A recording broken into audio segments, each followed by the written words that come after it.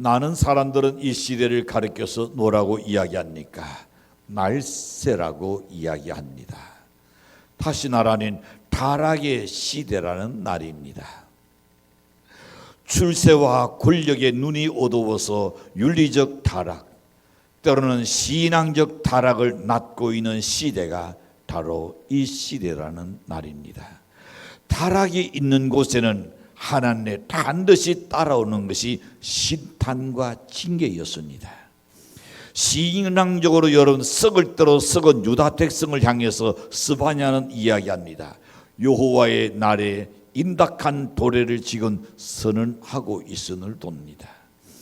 오르는 시간이 좀 가지나는 스바냐 1장 14절에서 18절 말씀을 우리는 한번 읽어보기를 원합니다. 14절에서 이렇게 말합니다. 여호와의 날 큰 날이 가깝도다 가깝도다 빠르도다. 여호와의 날이 날의 소리로다. 15절 보시면 그날은 분노의 날이요 환난과 고통의 날이요 황폐와 태낭의 날이요 캄캄하고 어두운 날이요 구름과 흑암의 날이요. 17절 자 계속 다 끝나는 넘겨줘요. 내가 사람들에게 고난을 내려 맹인같이 행하게 하리니 이는 그들이 나 여호와께 돈죄하였으니라. 그들의 언과 근이 여호와의 분노의 날에 능히 그들을 건지지 못할 것이며 이 온 땅이 여호와의 질투의 둘에 삼켜지리니 이는 여호와가 이 땅 모든 주민을 멸절하되 놀랍게 멸절할 것이니라 그랬습니다. 자, 유다 백성들에게 여호와의 날은 이니 가깝고 신이 따르게 지금 다가오고 있다는 말씀이었습니다. 이것이 거꾸로 이야기하는 오늘 이 시대에 살아가는 우리를 향하여서도 여호와의 날이 지금 시인이 가깝고 빨리 다가오고 있다. 그것을 무엇을 너희가 세계 모든 정세를 돌 때에 너희가 그것을 보고 깨닫는 자가 되라고 말씀합니다. 내가 여호와의 날은 여호와께서 진노하시는 여호와의 진노의 날을 지금 여호와의 날이라고 말했습니다. 이스라엘의 하나님은 사랑과 은총과 구원의 하나님이십니다. 그러나 동시에 하나님은 의로우시며 정의로우시며 공의로우신 하나님이십니다. 따라서 죄와 불의와 부정에 대해서는 무섭게 분노하시는 분이 하나님이십니다. 스바냐가 전한 여호와의 날은 범죄한 이스라엘을 징벌하는 하나님의 심판의 날을 이야기합니다. 이 날은 웃음과 기쁨이 끊어졌습니다. 애곡과 고통이 임하는 날이라 그랬습니다. 광명이 사라졌습니다. 어두운 이 안옥이 덮이는 날이라 그랬습니다. 이 날은 울음 소리가 온 예루살렘을 채우고 모든 것이 불타고 무너져서 황무케 되는 날이라 그랬습니다. 이 날은 여호와를 배반한 자들과 여호와를 찾지도 아니하고 구하지도 아니한 교만한 자들, 이 모든 사람들이 멸절될 날이다. 어리석은 생각을 두는 자들은 징벌하시는 바로 그 날이라 그랬습니다. 그러나 모든 유혹과 고난을 이겨내고 신앙의 순수성을 지킨 의인에게는 하나님께서 이렇게 말씀합니다. 구원의 날이요 승리의 날이라 그랬습니다. 그리하여 스바냐 선지자는 이스라엘을 향해서 하나님의 진노의 날이 임하기 전에 이스라엘 백성들이 할 딸을 지금 선언하고 있습니다. 오늘 우리에게도 고난이 오기 전에, 고통이 오기 전에, 역경이 오기 전에 다 징조가 있었지만 그 징조를 무시해버렸기 때문에 우리가 지금 겪어야 하는 아픔이 있을 겁니다. 첫 번째 생각해 봅니다. 스바냐는 먼저 여호와를 찾아라고 그리고 외치라고 말합니다. 3절에서 봅니다. 여호와의 규례를 지키는 세상의 모든 겸손한 자들아 너희는 여호와를 찾으뇨 그랬습니다. 여호와를 찾으뇨. 여호와를 찾는다는 날은 하나님을 배반하고 떠났던 길에서 되돌아오라는 날입니다. 내가 신앙에서 처져 있던 사람이 다시금 하나님께를 붙쫓아라는 날입니다. 느슨한 사람들이 다시금 신앙을 더 바짝 다가갈 것을 이야기합니다. 회개를 의미하고 있습니다. 이사야는 이사야 55장에서 여호와를 찬다는 이 날은 여호와께로 돌아온다는 날과 같은 의미를 지니고 있습니다. 그래서 이사야 55장 6절과 7절에 보면 이렇게 말씀합니다. 너희는 여호와를 낱날 때에 찾아라. 가까이 계실 때에 그를 두르라. 악인은 그의 길을 두리한 자는 그의 생각을 버리고 여호와께로 돌아오라. 그리하니 그가 긍휼히 여기시리라. 우리 하나님께로 돌아오라. 그가 너그럽게 용서하시리라. 여러분, 여기에 말씀합니다. 찾는다는 것은 돌아오라는 겁니다. 자, 사람은 여러분 생각이 대단히 중요합니다. 잘 되고 못 되고 하는 것도 어디 있습니까? 운명? 아니요. 내가 뭘 생각했냐에 따라서 여러분의 그야말로 운명을 결정할 겁니다. 달자 소관이 아닙니다. 내가 뭘 생각하냐가 바로 그 사람입니다. 성공 실패는 생각에 달려 있습니다. 내가 어떻게 살 것인가, 내가 뭘 할 것인가, 모두 여러분의 생각의 그 결정에 따라서 이루어지는 겁니다. 그래서 생각이 대단히 중요합니다. 그래서 하나님께서도 두려운 자는 그 생각을 버리라 그랬습니다. 잘못된 생각은 빨리 끄집어내고 빨리 지워버리라 그랬습니다. 그리고 하나님께로 돌아오라 그랬습니다.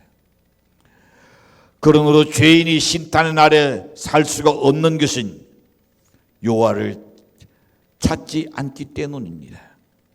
그러나 하나님을 찾는 자는 죽음의 자리에서도 삶의 길이 있다는 것을 말씀합니다.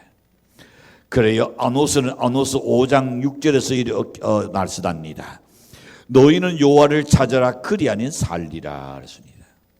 여호와를 찾아라 그리하면 산다. 에스겔은 죄 나는 유다 백성을 향하여 너희는 스스로 돌이키고 살찌어다고 회개를 촉구하고 있음을 볼 수 있습니다. 사랑하는 성도 여러분, 죄가 관영한 세상에서 오직 살 길은 하나님께로 돌아가는 길이요 하나님을 찾는 길인 줄로 믿습니다. 지금도 죄 있는 자들을 향하여 말씀합니다. 돌아오라고. 하나님은 죄인을 부르고 계십니다. 주의 부르심에 응답해서 주님께로 돌아오는 자는 영원한 삶을 얻게 되고 하늘의 축복을 받게 되는 것을 약속하셨습니다. 한국 교회 그리고 우리들의 신앙이 이 상태라면 우수한 성적이라고 생각하십니까? 한국 교회를 바라보거나 여러분 각자의 신앙이 내가 이 정도의 신앙이면 나는 참 우수하다고 여겨지는가 말입니다. 만약에 그렇지 않다면 연의 신앙이 달리 새로워져야 할 줄로 믿습니다. 요나가 탄 다시스로 가는 대가 왜 풍랑을 만났습니까? 불신자들이 상승했기 때문입니까? 그들은 예전에도 늘 같은 길을 늘 항해했었습니다. 그러나 그런 풍랑은 전혀 없었습니다. 아니면 돈을 벌기 위하여 욕심으로 인하여 배에 너무 가득히 채웠기 때문에 풍랑을 만났으니까 여러분 장사의 상인은 돈을 벌고 수익을 당연히 남겨야 하는 겁니다. 거기에서는 하등의 잘못이 없습니다. 왜 노도 광풍이 일어났습니까? 이유는 딱 하나였습니다. 하나님의 명령을 거역하고 널리 도망치고 있던 요나 때문이었습니다. 우리나라에 지금 총체적인 위기는 뭡니까?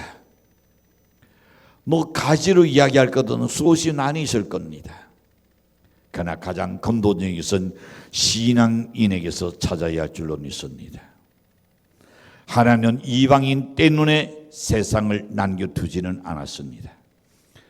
하나님은 이방인 때문에 세상을 오랫동안 참고 있는 것은 아닙니다. 하나님은 하나님의 백성들이 하나님께로 돌아오기를 기다리고 한 사람이라도 또 구원받기를 하나님은 기다린다 그랬습니다. 그런데 우리 한국의 모든 신앙인들이 등 따숩고 배부르게 살다 보니까 날씬을 논리하고 있습니다. 기도는 아예 죽어버렸습니다. 하나는 보이지 아니하고 세상과 세속의 향취에 취해 가지고 하나님의 진노를 못 느끼는 것이 문제입니다. 그래서 오늘 본문에서도 그릇그릇 말합니다. 수치를 노르는 백성아 노일지어다 그랬습니다. 내가 어디가 잘못된지 뭐가 부족한지 그걸 모르고 세상에 도취돼서 사는 사람을 향하여, 아니 그런 그리스도인을 향하여 하나님께서 지금 지적하고 있습니다. 이스라엘 백성들이 블레셋 침략과 약탈로 인하여 하루도 편한 날이 없었습니다. 그때 사무엘 선지는 백성들을 어디에 놓았으니까 미스바 성에다가 다 놓았습니다. 그리고 미스바 성에서 대민족 회개 운동이 시작되었습니다. 그것을 들었던 블레셋이 그 턴을 타가지고 도가내던 지라고 생각했습니다. 우리가 성 안에 있는 그들을 한 방에 다 멸하리라고 그는 생각했었습니다. 그리고 그 미스바 산을 향하여 블레셋 군사들이 올라오고 있었습니다. 하나는 초기에 손대지 않았습니다. 최고의 고지 꼭대기가 다 올라왔을 때에 그때 하나님이 하늘에 숨겨둔 무기 천둥 번개 소리를 치기 시작했습니다. 그들은 놀래고 혼디덱산에서 도망가다가 대골대골 구르기 시작하고 그 뒤를 쫓아서 이스라엘 백성들이 그들이 버리고 간 그 창으로, 그들이 버리고 간 칼로서 그들을 다 진멸해 버렸습니다. 그 이후로 어떤 일이 생겼습니까? 다시는 이스라엘은 소리만 들어도 현기증을 일으킬 만큼 이스라엘을 침략하지 않았더라 그랬습니다. 여러분, 우리는 산일절을 맞이하여 지난날엔 일본의 압당 밑에서 자유를 두루졌습니다. 지금은 보이지도 당장 느끼지도 않겠건 우리들의 자유민주주의가 공산화에 의해서 서서히 약탈당하고 있다는 것을 우리는 알아야 합니다. 정신이 약탈당합니다. 문화가 지금 약탈당하고 있습니다. 삶의 구석구석이, 언론이, 경제가, 안도와 국당이 다 위험을 지금 느끼고 있는 그런 상황입니다. 나라가 이런 위기 있을 때에 우리가 할 수 있는 것은 뭡니까? 하나님께 기도하는 것밖에 없는 줄로 믿습니다. 이스라엘 백성들이 애굽에서 노예했을 때에 고난을 당했습니다. 너무 고통스러워서 하나님한테 눈물로 호소하고 있었습니다. 하나님께서 이스라엘 백성들의 눈물과 기도 소리를 들으셨다 그랬습니다. 그리고 그렇게 완악했던 다로 왕의 하나님께서 그에게 10가지 재앙을 내립니다. 그로 인하여 다로 왕이 백기를 들어버립니다. 그리고 이스라엘 백성들을 다 해당시킬 때에 지금까지 노예 생활 안에서 갖고 싶은 것 갖지 못해 보았던 것 다 줄 수 있도록, 요구한 대로 내놓을 수 있도록 하나님께서 그들의 나온까지 다 감동시키고 역사했던 것을 봅니다. 사랑하는 성도 여러분, 개인의 문제나 나라의 문제가 생기면 우리는 하나님께로 돌아가가지고 하나님을 찾는 그 길만이 진정 살 길이라는 것을 믿으시길 축도합니다. 어려운 문제 있을 때에 사람 쫓아다니려고 하기 전에 먼저 하나님을 찾으시지요. 하나님께 여러분의 사정을 낱낱이 아뢰시지요. 하나님은 여러분의 그 뜨거운 눈물을 외면하지 아니하고 응답하실 줄로 믿습니다. 두 번째 생각해 봅니다.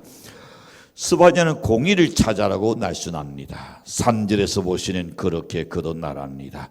너희는 여호와를 찾으며 그 다음에 공의와 그랬습니다. 공의.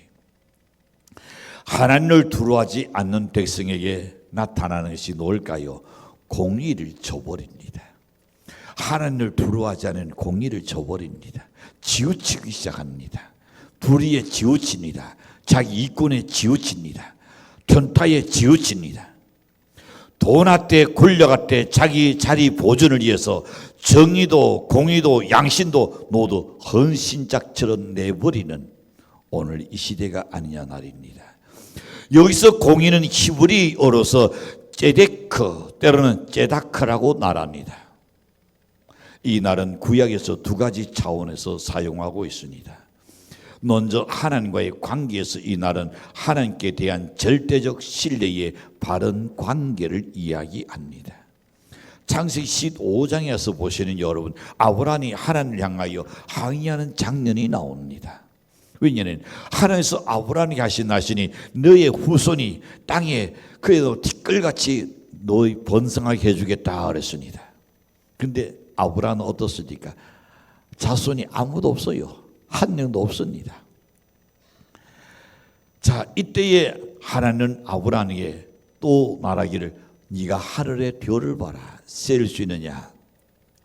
저 셀 수 없는 별과 같이 내 후손이 낳게 될 거다 그랬습니다.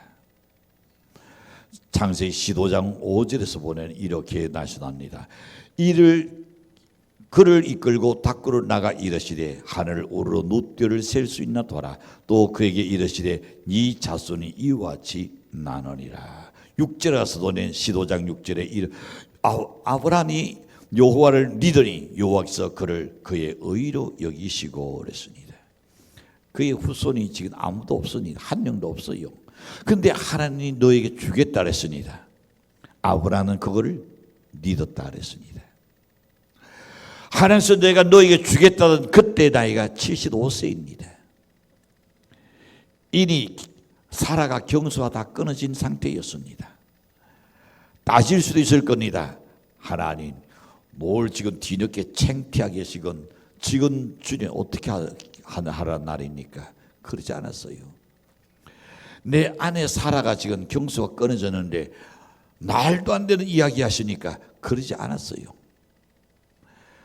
인간의 작은 노래는 그렇게 생각할 수 있을지 모르지만 하나님이 하시겠다면 할 수 있다는 것을 믿었습니다. 그게 리더입니다. 나는 여러분이 하나님의 말씀 앞에 오르는 우리의 생각을 돌려야 합니다. 하나님 말씀이 그러하다면 그렇게 될 줄 믿는 것이 리더인 줄로 믿습니다. 거기서 아브라함의 그 믿음을 의로 여기셨다 그랬습니다. 이렇게 하나님과의 관계에서 의란 뭡니까? 율법적인 개념이 아니라 관계의 개념입니다. 관계의 개념. 이것이 여러분 즉 하나님을 절대적으로 신뢰하는 바른 관계. 나는 여러분이 하나님과 바른 관계, 절대적으로 신뢰하는 관계를 갖기를 축복합니다. 또 하나의 뜻은 뭡니까? 공의라는 날이 있습니다. 사회적인 차원에서 정의를 말하고 있습니다. 또 다른 날로는 공법이라는 날로 쓰여졌습니다. 하나는 이스라엘 공동체가 정의를 실현하는 공동체가 되기를 원하고 계십니다. 사회적 약자에게 정의를 되풀어야 합니다. 특히 재탄은 정의가 실현되는 과정이 되어야 합니다. 법이 죽으면 그 나라에는 희망이 얹고 특별히 약자에게는 전혀 희망이 얹게 되죠. 하나님의 심판의 도래가 일어난다 그랬습니다. 억울하게 눌린 자를 풀어줘야 합니다. 갇힌 자를 자유케 해야 하는 겁니다. 그래 아모스는 이스라엘 백성을 향하여 아모스 5장 24절에서 이렇게 말씀합니다. 오직 정의를 물같이 공의를 나르지 않는 강같이 흐르게 할지어다. 부패된 사회 속에 정의의 삶은 실현되어야 합니다. 정의의 사회가 구현될 때에 하나님이 통치하는 나라가 될 수 있습니다. 그리스도인은 공의를 위해서 일해야 합니다. 그리스도인들은 내 자신보다는 공익을 위해서 또한 수고해야 합니다. 하나님과의 다른 관계를 갖고 의롭게 살아야 합니다. 정의의 사회 공동체를 이루는데 앞장서는 것이 우리 그리스도인이 되어야 합니다. 그것이 어디서 출발해야 할까요? 내 가정에서부터, 내가 노는 직장에서, 때로는 우리의 공동체에서 공의를 행하고 정의롭게 살아가려고 노력해야 합니다. 우리의 선조들의 산일 운동의 피가 결코 헛되게 해서는 안 될 줄로 믿습니다. 나라를 되찾게 하여 우리 선조들이 많은 피를 흘렸습니다. 그 결과로 우리에게는 자유 대한민국이 왔습니다. 그 결과로 우리는 짧은 어간에 눈부시는 경제 성장도 그야말로 경제 대국을 이루었습니다. 하나님이 원하시는 것은 지금은 뭘까요? 공의를 찾자 행하는 것이 하나님의 나온입니다. 공의가 사라지면 하나님의 신탄이 임한다 그랬습니다. 마지막 세 번째 우리는 생각해 보겠습니다. 스바냐는 유다 백성을 향해서 겸손을 찾아라고 이야기했습니다. 3절에서 거듭됩니다. 자, 공의와 겸손을 구하라. 겸손을 구하라 했습니다. 하나님의 진리에서 떠나고 공의를 행치 아니한 자에게 볼 수 있는 것이 뭘까요? 교난입니다. 교난입니다. 그리 될 때에 하나님은 무시무시한 심탄이 기다리고 있다는 것을 하나님은 스바냐를 통하여 예고해 주셨습니다. 하나님의 진노를 피하기 위해서 우리가 취할 수 있는 것은 겸손을 찾으라는 겁니다. 스바냐를 통해서 경고해 주는 것은 주목할 만한 날선입니다. 잠언에서도 이렇게 날선합니다. 겸손과 하나님 경외하는 것은 동급으로 인정할 정도로 겸손을 중요하게 지거됐습니다. 겸손하지 않는 사람은 하나님을 섬길 수 없습니다. 하나님을 잘 섬기는 사람은 또한 겸손한 사람입니다. 하나님 앞에서 인간의 가장 근본적인 죄가 뭘까요? 오난입니다. 교난입니다. 인간이 하나님과 같이 되겠다는 그 오난한, 인간이 하나님 없이도 스스로 존재할 수 있다고 생각하는 그 자고하는, 자족하는 그 오난, 그걸로 인하여 바벨탑을 그들은 쌓았습니다. 바벨탑의 운명은 어떻게 됐습니까? 그로 인하여 그들은 끝내는 바벨탑 완공도 하지 못하고 다 뚫뚫이 흩어졌습니다. 왜? 언어의 혼잡의 신탄을 일으켰습니다. 그 대가로 지금 우리가 후손들이 얼마나 고통을 당하고 있으니까 언어 때문에 어디를 나가려도 제일 신경 쓰이는 게 언어잖아요. 자, 예언자 이사야는 인간의 죄를 신탄하시는 하나님의 즉 여호와의 날은 인간의 교난이 꺾이는 날이라고 선언했습니다. 하나님의 신탄의 날은 인간의 교난을 꺾으시는 날이다. 그래서 이사야 2장 17절과 12절과 17절에 보니 이렇게 말합니다. 대저 난근의 여호와의 날이 모든 교난한 자와 근한한 자와 자고한 자에게 이 날이니 그들이 낮아지리라. 그 날에 자고한 자는 굴복되려 교난한 자는 낮아지고 여호와께서 홀로 노틴을 닫으실 것이라. 그렇습니다. 자고하고 교난하고 하나님께서 원치 않습니다. 스바냐 3장 11절에 보시면 이렇게 말씀합니다.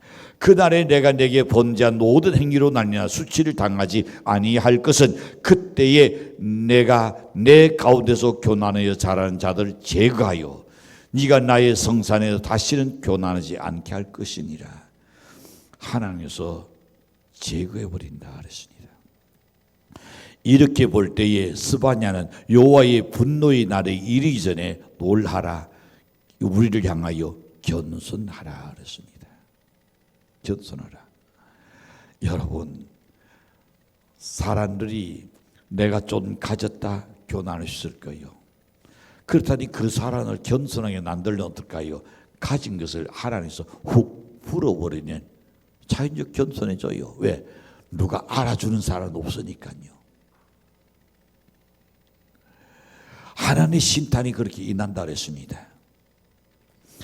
스바냐는 여호와의 날이 이르기 전에 유다 백성이 구원받을 수 있는 길은 오직 아직 늦기 전에 하나님을 찾아라, 공의를 찾아라, 겸손을 찾는 그 길밖에 없다고 역설합니다. 겸손이 어떤 겁니까? 자기보다 많이 가진 자, 높은 벼슬아치에서 고개를 숙이는 겁니까? 그건 비굴한 자세입니다. 그건 겸손이 결코 아닙니다. 겸손이란 마음의 고요함입니다. 그것은 탐욕이 없는 상태입니다. 자신에게 일어난 어떤 일에도 놀라지 않는 마음일 겁니다. 또한 해로운 일에 관행당도 하지 않습니다. 칭찬을 받거나 멸시를 받아도 크게 동요하지 않는 사람일 겁니다. 그것은 세상 살아가는 일에 참으로 힘들고 어렵고 고통스러울 때에 조용히 하나님 앞에 무릎 꿇는 사람입니다.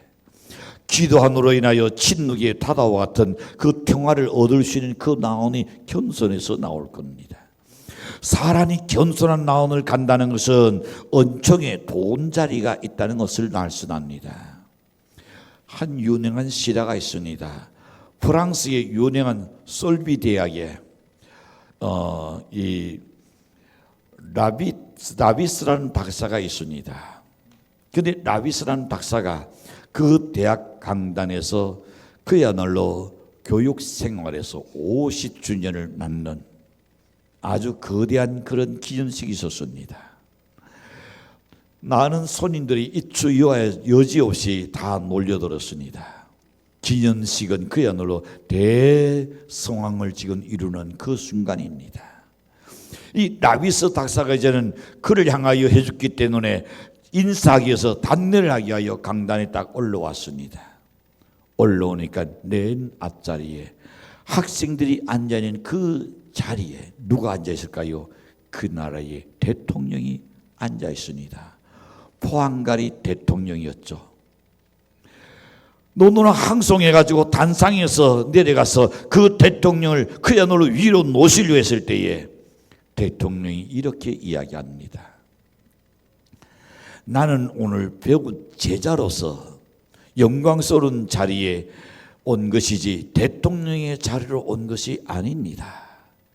나는 제자로서 지금 축하드리기 위해서 왔다고 끝까지 강단에 오르지 않고 사양했던 그 대통령. 그래서 이 라비스 박사가 다시금 이야기합니다. 여러분, 우리가 이렇게 겸손하신 대통령을 놓으셨으니 앞으로 우리나라는 하나님의 축복으로 부강한 나라가 될 것을 확신합니다. 그랬었어요. 여러분, 사랑하는 성도 여러분, 도탄에 따져가는 이 나라와 이 민족이 사는 길은 여호와의 날, 즉 신탄에 이르기 전에 여호와께로 돌아와가지고 하나님과의 첫 사랑을 회복하는 길입니다. 잃어버린 신앙, 식어져 버린 사랑을 회복하는 그 길밖에 없습니다. 우리 민족으로 하여금 부정과 불의를 버리고 공의가 강같이 구석구석 흐르게 해야 할 줄로 믿습니다. 그리고 서로 놓던 척 잘난 척 하지 않고 나를 나보다 더 낫게 여기는 겸손함이 회복될 때에 하나님의 신탄은 넘치고 하나님의 사랑과 은혜가 흘러넘쳐서 뛴다는 대한민국 살기 좋은 나라로 축복받을 줄로 믿습니다.